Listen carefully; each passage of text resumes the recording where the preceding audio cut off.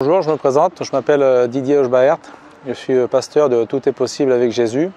Je vais vous expliquer comment je suis passé des ténèbres à la lumière.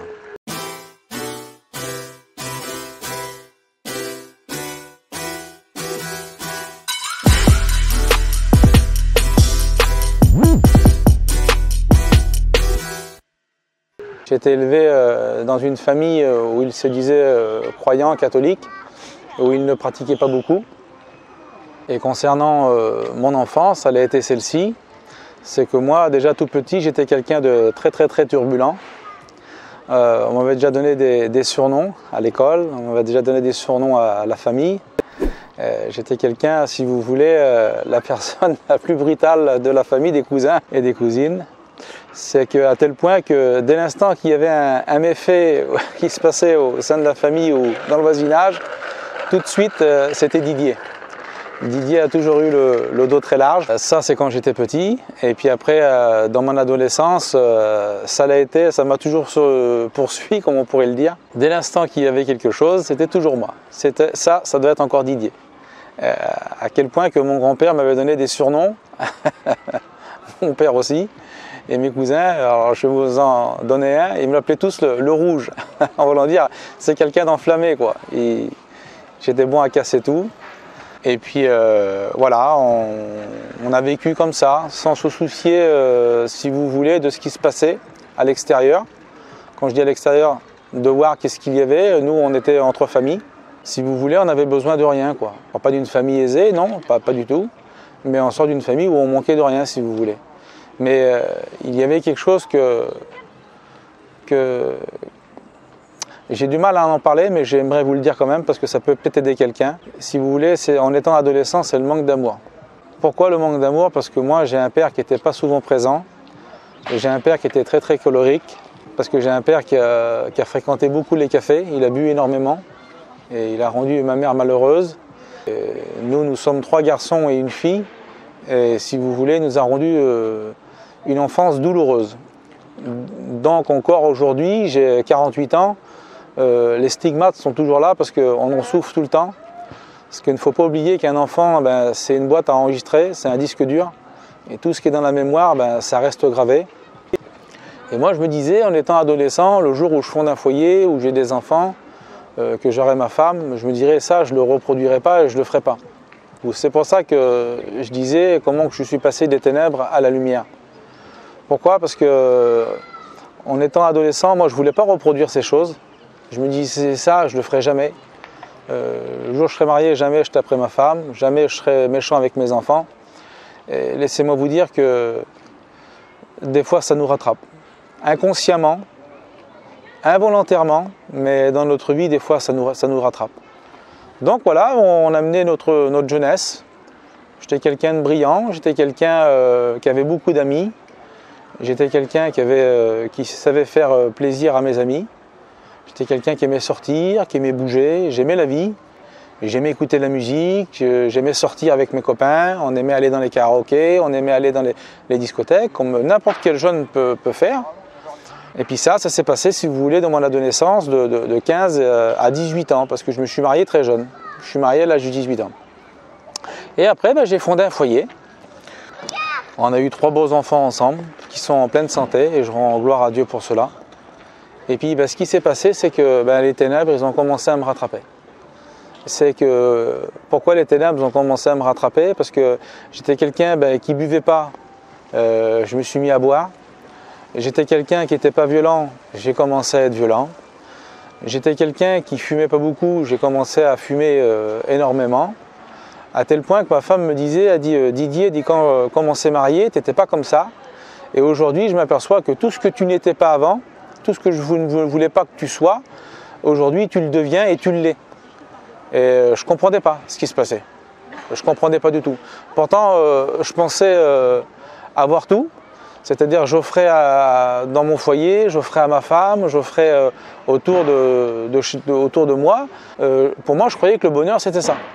Et non, justement, le bonheur, c'est pas ça. Le bonheur, c'est comme on prouve de l'amour à quelqu'un.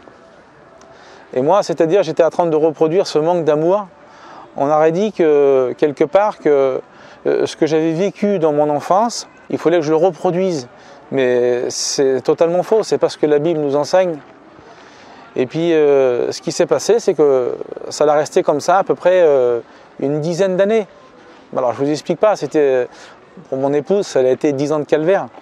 Après on a mis les choses à plat, on a réussi à discuter des choses, des pourquoi, des comment, des tenants, des aboutissants, qu'est-ce qui se passe dans notre foyer et tout ça. C'est que je lui avais apporté que des ténèbres. Je ne voudrais pas parler de son témoignage à elle, mais si vous voulez, c'était pas ce qu'elle voulait elle. Alors je lui ai demandé, je dis qu'est-ce que tu aurais voulu toi? Elle me disait, moi j'aurais voulu un mari comme ça, un mari qui me donne de l'amour, un mari qui prend soin de moi, un mari qui prend soin des enfants, parce que tu es aujourd'hui. Elle dit, aujourd'hui je ne te reconnais pas. Tu n'es pas la personne que j'ai épousée il y a 10 ans en arrière.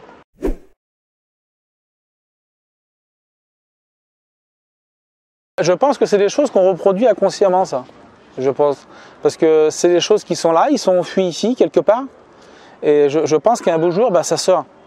Vous savez, si on pourrait reprendre un psaume de David, qui était l'homme selon le cœur de Dieu, qui est un psaume qui est très important, c'est le psaume 51, verset 12, il dit « Je suis né dans le péché et enfanté dans l'iniquité ». C'est-à-dire, lui, il était selon le cœur de Dieu, et après, rendez-vous compte qu'il a réussi à mettre quelqu'un à mort pour lui prendre sa femme. Il a commis l'adultère, le meurtre, l'adultère. Donc c'est des choses que peut-être qu'il ne voulait pas, ça, vous comprenez? Et c'est des choses, si vous voulez, comme il y a un proverbe dans le monde qui se dit « On chasse le naturel et ça revient vite au galop ». Et c'est des choses qui m'ont rattrapé. Et après, j'ai commencé à voir, si vous voulez, à me réfugier dans l'alcool. Parce qu'on aurait dit que comme je buvais, comme j'allais dans des endroits, c'était pour oublier, si vous voulez, mon passé. Mais en vérité, mon passé, je ne pouvais pas l'oublier. Ce que je faisais, mon passé, je mettais que d'huile sur le feu. Et ça, il prenait plus d'ampleur et plus d'ampleur parce que l'alcool, après, me rendait très, très, très méchant. Même que pour vous dire qu'un beau jour, j'ai causé avec mon enfant, je lui ai demandé si j'étais un père idéal pour lui. J'ai voulu savoir sa réponse réellement. Il m'a dit « Papa, t'as pas été le père que j'ai voulu. » Vous comprenez? Et lui, ça, il en a souffert. Et je l'ai su bien plus tard que lui, ça, il en a souffert. J'essaye de tout mon cœur de rattraper ces choses et puis de ne plus les reproduire. Il y a toujours un déclic qu'on puisse passer des ténèbres à la lumière. Après mon foyer, ça a été au départ très bien. Et après, ça l'a commencé. Et ça, on ne s'en rend pas compte. Si vous voulez, c'est comme la dépression.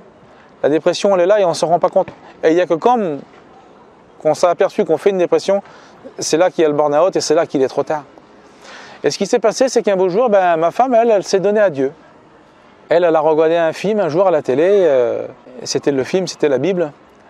Et le film, il faisait voir que Dieu avait donné son Fils pour sauver l'humanité.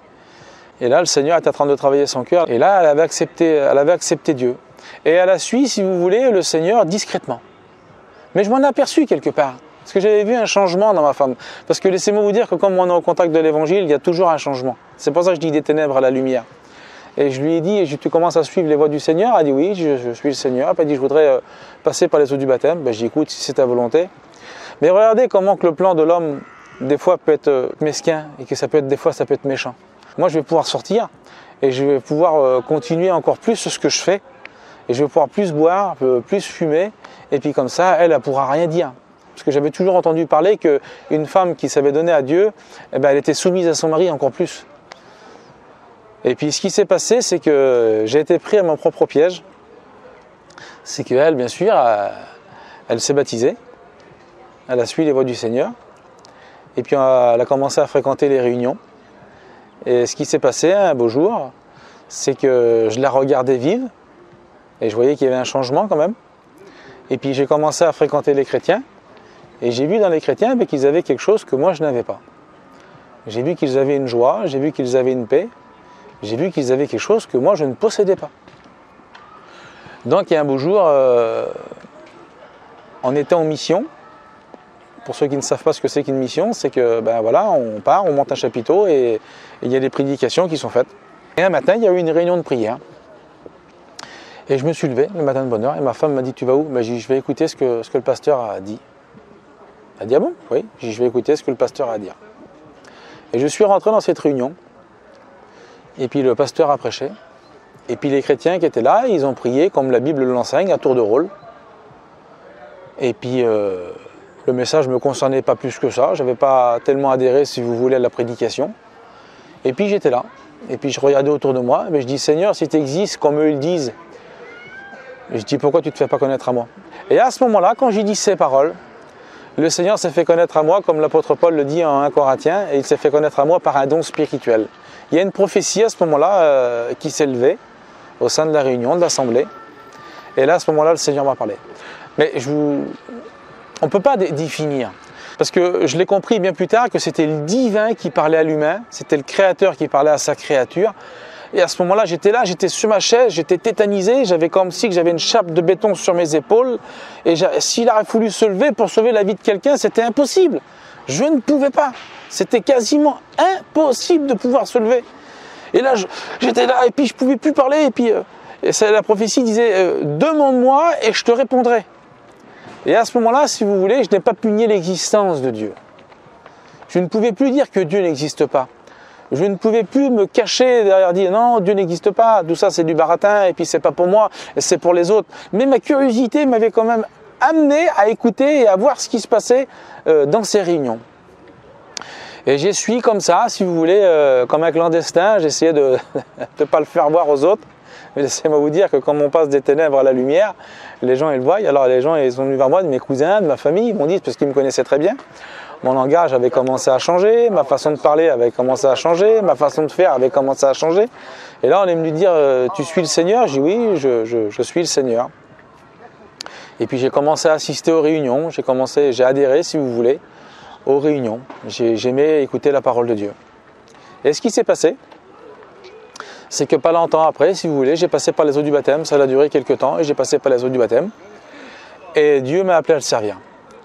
Quelques temps après, peut-être un mois de conversion, j'avais reçu, c'est-à-dire on aurait dit que dès l'instant que j'avais passé par les eaux du baptême, j'avais déjà ce désir et cette envie de vouloir parler de Dieu, de vouloir témoigner de Dieu, de vouloir prêcher de l'amour de Dieu.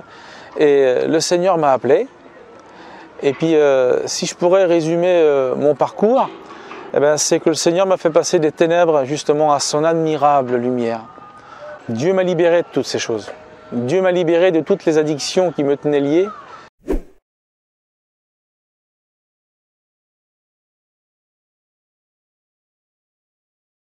Je vous partage cette expérience car elle est importante. J'étais dans une réunion et j'ai témoigné quand je vous témoigne là. Et il y a eu un appel dans la réunion, le prédicateur avait prêché, et le prédicateur avait fait un appel au salut. Il y a une personne qui s'est donnée à Dieu, qui a passé par les eaux de baptême, je l'ai su bien plus tard. Et un beau jour, le prédicateur m'a dit, tu sais, c'est pas à cause de la prédication. Il dit que cette personne s'est donnée à Dieu. C'est à cause de ton témoignage, parce que cette personne vivait les mêmes choses que toi. Et lui, il a dit comme moi, il a dit, Seigneur, si tu l'as fait pour lui, je veux que tu le fasses pour moi. Et à ce moment-là, il a levé sa main et il s'est donné au Seigneur, et aujourd'hui, c'est un chrétien. Donc moi, je pense qu'il n'y a pas de grand témoignage, je pense qu'il n'y a pas de petit témoignage. Je pense qu'on a tous un témoignage, on a tous un parcours. Vous savez, vous regardez les feuilles des arbres, elles ne sont pas tous les mêmes. Mais pourtant, elles servent à une seule fonction. C'est à donner de l'oxygène et à donner de l'ombre. Donc si j'aurais un mot à dire pour résumer mon témoignage, Jésus est bon. Et c'est lui qui nous fait passer des ténèbres à son admirable lumière. Que Dieu vous bénisse.